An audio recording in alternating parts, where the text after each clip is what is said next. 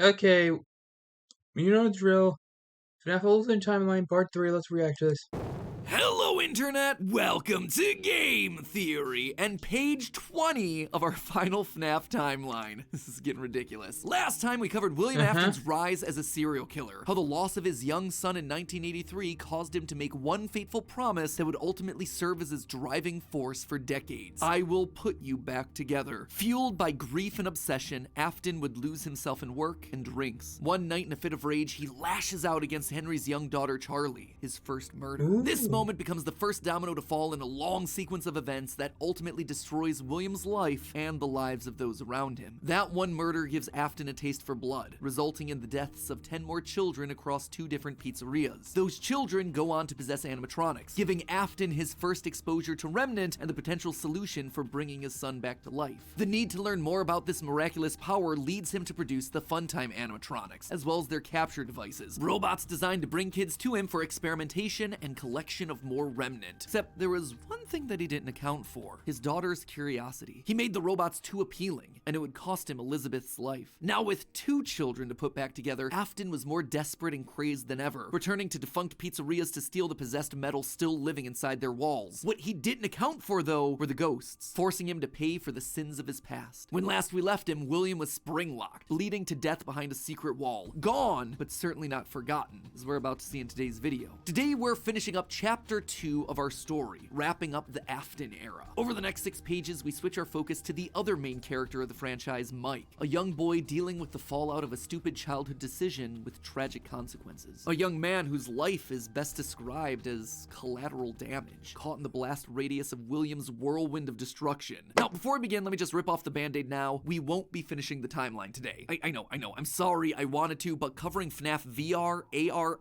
and Security Breach wound up taking me an additional 9 pages of script, and I've already made you wait long enough for this part, so I just had to make the executive call to break this one up into 2. Don't worry, that part is already written, it is already recorded, it is just in the process of being edited. It is a hefty episode, so mark it on your calendar. That one's actually going to be going live on March 25th. It's also coming complete with a live talk back where we go back over everything from the past couple episodes, as well as having ourselves some very special guests. So overall, that one should be a lot of fun. Fair warning though, the conclusions we've reached that solve Security Breach, they are controversial. I feel good about them. Like, I think that we've locked in on a lot of the answers here, but they're gonna raise a lot of discussion. Let's just say that you're either gonna love that episode or hate it. I don't really think there's gonna be much in between on that one. Anyway, without any further ado, let's cover a chunk of the timeline that's a lot less controversial. Let's meet Mike. William still wasn't back. Weird. Michael knew his father sometimes traveled for work, disappearing for days on end, but usually there was some sort of notice, a phone call, a post-it, something. It's not like Michael and his father were close, far from it, but as a household of 2 suffering men coping with years of tragedy and loss, there was at least some element of communication between the 2 of them. They were united by a name and a shared pain. This time though, things felt different. William had left nothing. His absence was longer. There were no check-ins, no updates, just silence. Something had happened. If there was one thing Michael knew about his father, it was that he had contingencies, safety checks, backup plans. His father was a careful and guarded man. He held his cards close to his chest, and as such, William had prepared him in the event that something like this ever happened. Normally, his father kept his home office locked, but in the event of an unexpected, prolonged absence, Michael had been instructed to enter his father's office and look behind an empty set of shelves mounted in the corner of the room. Rolling his eyes, Michael entered the office. Never fully understood how William was able to spend so many hours of his days locked up in here. There was just nothing to do. Most of this place was empty. He dragged himself over to the shelf in the corner, expecting to find an emergency contact list, a family safety deposit box. But what he actually found there was completely unexpected. Father, it's me, Michael. I did it. I found it. It was right where you said it would be. The shelf swung open and revealed a giant industrial elevator, one that led straight down into an underground bunker. But that was impossible. Hidden inside his childhood home was a secret entrance to an enormous underground science lair? It didn't make any sense. Seriously, it didn't make any sense. And yet, here it was, mapped directly underneath the floor plan of the house that he'd grown up in, lost his brother in, been tortured in. Michael thought that he'd known his father, a prideful, sad, angry man with petty, everyday problems, but clearly he'd been living with a stranger this entire time. His father had secrets. Suddenly, the days of William being locked inside of his office made sense. He'd been here the entire time. Where was here, though? Was this Circus Baby's entertainment and rentals? The Circus Baby restaurant always did seem to be a deeply personal project for Father. A failure of his that cut unusually deep, especially after that first location had to be closed prematurely due to the gas leaks. After that day, Father really did seem to change, to lose himself even more in his work. Clearly, the entrance he had found was some sort of secret back way into the facility, one that required crawling through vents to navigate. His father had been working here, but in secret. Why? And that's when he found her. At the end of the facility, Circus Baby, his father's pride and joy. Except something was different. Interesting. Oh, dang Get a it. master's degree in nursing into your Oh, we have to wait for that. Okay, we have to wait for that. What the hell?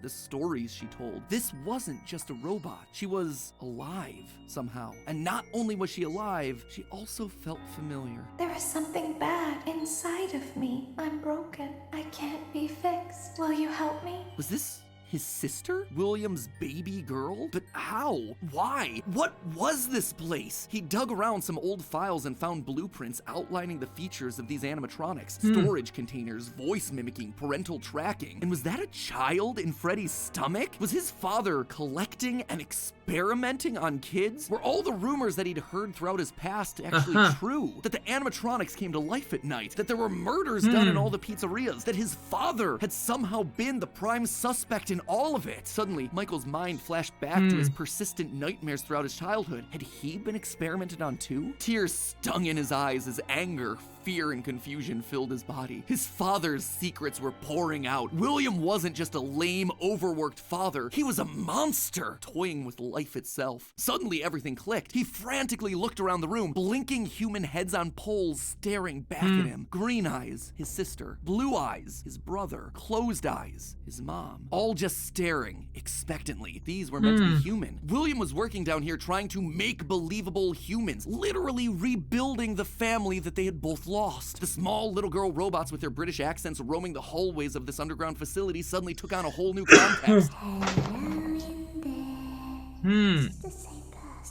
Were those meant to be his sister? A replacement for her? A clone? Was William building clones of his sister? They seemed to know him, after all, to react to his presence. They were all there. They didn't recognize me at first, but then they thought I was you. He always did have a bit of a resemblance to his father. Michael's mind reeled as the reality of his world crumbled to dust. No, he had to get them out of there. If this really was his sister, heck, if any of these things were human, souls, whatever remnant of the humans that they once were, they needed to be rescued. They always put us back inside. There's nowhere for us to hide here. Led by the voice of Circus Baby, he marched through the now empty halls of the Funtime Auditorium. He would lead them. He would protect them. And finally, he would be able to forgive himself for the killing of his brother so many years.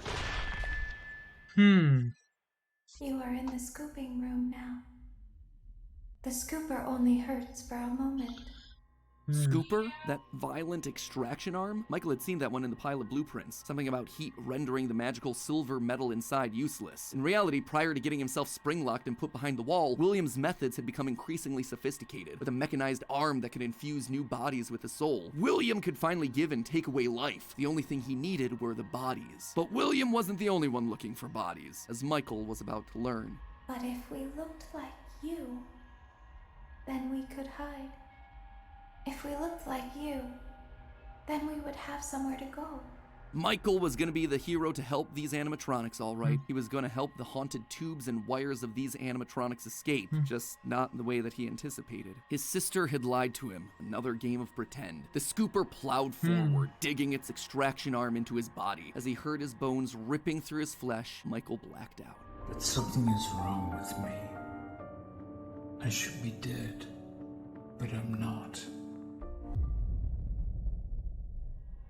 For the next several months, Michael's life was not his own. He was forced to comply with the tangle of wires and spirits that lived inside of him. His body felt like an overfilled balloon begging to burst as day by day, week by week, his flesh began to sag and discolor. He was a walking, talking, rotting corpse, alive, but wishing he wasn't. He was a puppet, a walking shell. And while he did his best to conceal his fate, there was only so much a man filled with robot spaghetti could do. The entity in his innards would eventually leave, but by that point, the damage had been done. His decaying flesh stank, turning him into a literal purple guy. But still, even with no bones, even with rotting purple flesh and begging to die, Michael continued to live. That silvery metal remnant injected by the scooper meant that he couldn't die. His anger also refused to die. What he had seen down there in his sister's location had rocked him to his core. His father had killed and captured dozens. His experiments had killed his sister and then tortured him throughout all his childhood. He was actively trying to build human replicants. He didn't know where his father was, but Michael knew that he was out there somewhere. I've been living in shadows. There is only one thing left for me to do now. I'm going to come find you.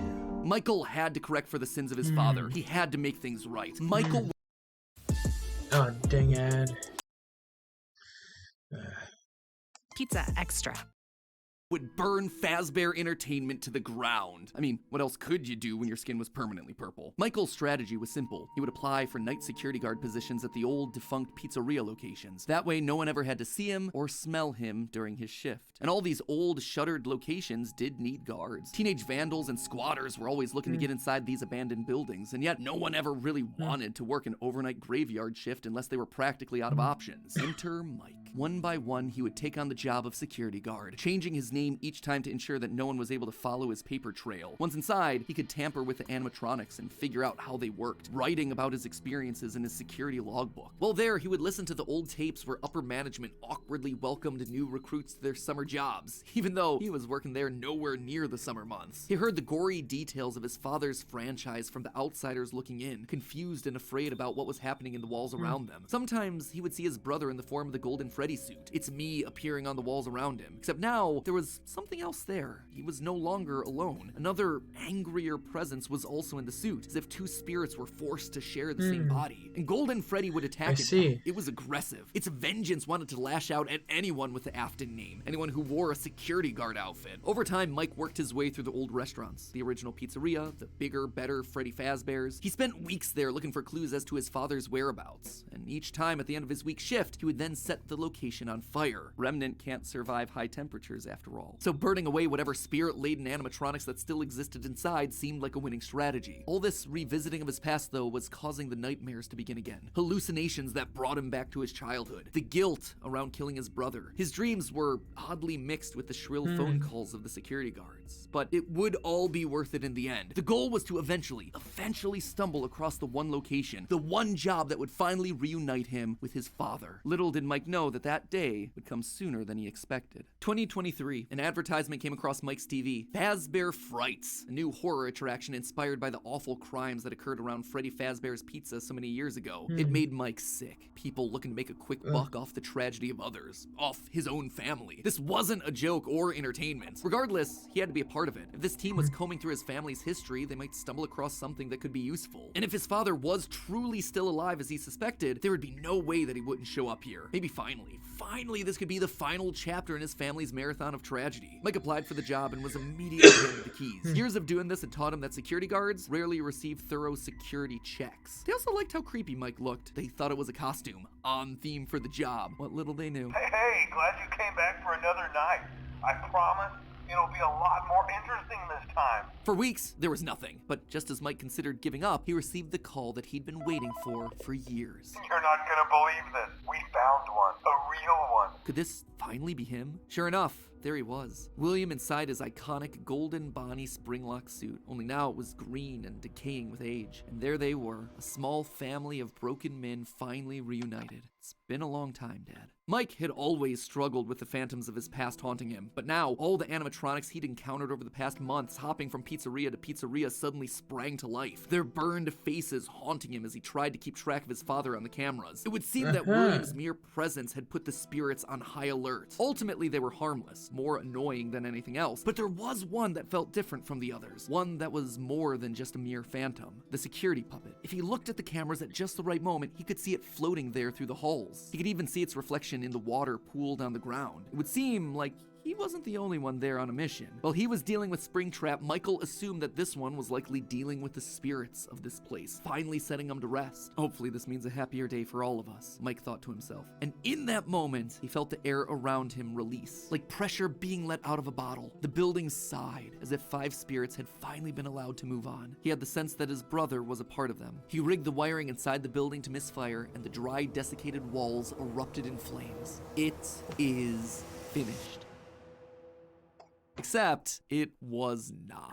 Somehow, through sheer force of will, Afton remained. He had survived, and Mike would need to find a new way of finishing off his father. Luckily, the solution would present itself later that year. Not from Mike, but from another victim that had been left in his father's wake. We're talking about becoming a Fazbear Entertainment franchisee. Restaurant ownership and management. Something almost anyone can do with a limited degree of success. You are now the face of the newly rebranded Freddy Fazbear's Pizza. Fazbear Entertainment as a brand had been closed for years. William had been stuck in a suit and a wall. The only person who legally could bring the franchise back was Henry, but he'd largely pulled out of the franchise around the time of his father's disappearance. Something was up. Surely this had to be some kind of a trick, right? Mike, doing what he did best, applied for a franchise and immediately got the job. There was just one thing out of the ordinary. Paragraph 4. If you are playing this tape, that means that not only have you been checking outside at the end of every shift, as you were instructed to do, but also that you have found something that meets the criteria of your special obligations under paragraph 4. No employment contract he'd ever signed required him to keep special lookout for independently moving animatronics outside the restaurant. Now he knew something was up here. Henry was luring them all back. Rather than trying to go to them, like Mike had done for years, Henry was doing the opposite. He was putting them all under the same roof. He was finishing them off for good. Mike knew this wasn't meant to be a restaurant. It was meant to be a prison, a containment vessel, a locked box meant to trap them all in so they could finally end the madness. It took a few nights, but eventually everyone was there. His father, the puppet, the robot spaghetti that had once violated his body, and his sister, now hopelessly devoted to serve the man that had once gotten her killed. It was time. He had been instructed to seal the doors and leave, but while he locked everything down, he didn't move on. If this was truly meant to be the end, if the remnant needed to be washed away, he needed to be a part of that. This is where your story ends. And to you, my brave volunteer, who somehow found this job listing not intended for you. Although there was a way out planned for you, I have a feeling that's not what you want. I have a feeling that you are right where you want to be. And to you monsters trapped in the corridors, be still and give up your spirits. They don't. YouTube Music Premium. God dang. Dang it. And, okay. For most of you, I believe there is peace. This is really interesting. More waiting for you after the smoke clears. Although for one of you, the darkest pit of hell has opened to swallow you whole. So don't keep the devil waiting, old friend. And with that, it was over. The Afton legacy died with all of them trapped inside of a literal box. As the flames danced around the office, Mike, for the first time in decades, was happy. But William wasn't gone yet. Although the darkest pit of hell was open and waiting for him, something or someone wouldn't allow him to move on. Instead, he found himself locked in moments from his past. The pizzeria, his son's room, his underground bunker. It was as if his brain's neurons were all firing at once, overloaded, mixing and matching all his biggest fears, regrets, failures. What was this place? How did he get here? He called out into the silence. Then they started coming. Without warning, animatronics, both new and old, began to jump out at him, bite him, rip him limb from limb. The pain was immeasurable. Make it stop. Make it stop. William, for the first time, longed for death, an end to this torture. Just as it felt like he couldn't take it anymore, everything was quiet again. It was as if the world had been reset. There was a brief moment of quiet, and then the onslaught began again. Dozens of faces from his past all focused on him. A waking nightmare that he couldn't escape from. More pain, more ripping. It was his own personal hell, but why? Why couldn't he just die? And then he saw them, a group of characters he never thought he'd see again. Those janky, stolen characters that had started everything. The mediocre melodies. It had all started to go wrong once they showed up, once Henry had made them. But mixed in with their obnoxious southern drawls, William heard something else. It was barely a whisper, but he could just make out the words. He tried to release you. He tried to release us. But I'm not gonna let that happen. I will hold you here. I will keep you here. No matter how many times they burn us. That voice. He knew that voice, but from where? Greetings from the fire, and from the one you should not have killed. The one he shouldn't have killed. William thought back. He'd done a lot of awful things, but there was always the one that stood out. Not Charlie, his drunken act of revenge. Not Susie, his first true murder, no. Instead, it was the one that he had lost control with. The one that he had broken beyond repair for no good reason other than because he could. The one that he'd stuffed inside the golden bear that his partner used to wear. Cassidy. They were back, and now they were trying to punish him, to make him suffer like he'd made them suffer. It was almost like William and Cassidy's souls had been locked together, fused by a collective rage and spite, each refusing to move on. But while Cassidy was so focused on taking revenge, they actually did the one thing that would be the downfall for so many others. They kept William alive. Even though fire should have destroyed the remnant that was coursing through his being, Cassidy kept William breathing, paving the way for his escape. William's will was so strong, his soul so powerful that he managed to put a part of himself inside the circuitry that housed the spring-locked suit. And there, his consciousness lay, inside a single circuit board,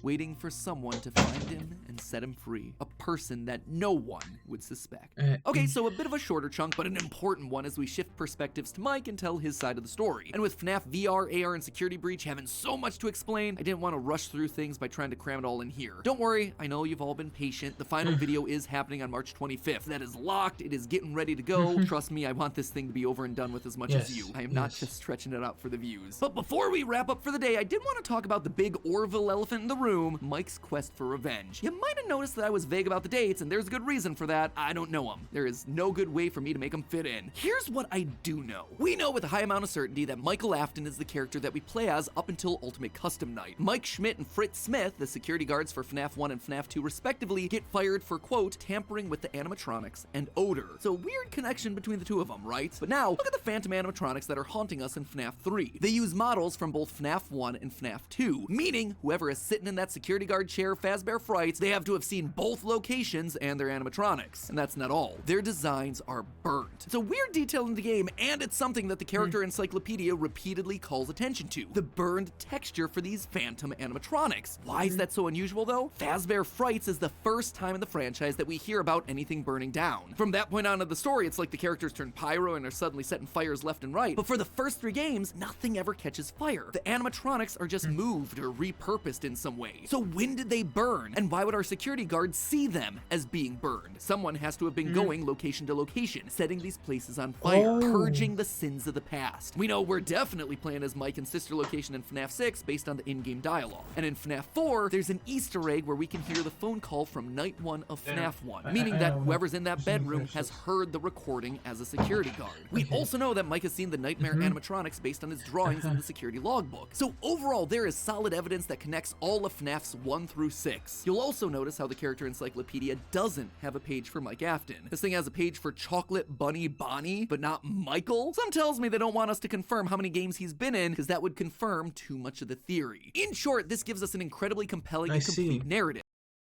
Hey, it's me, your skin. Oh, God.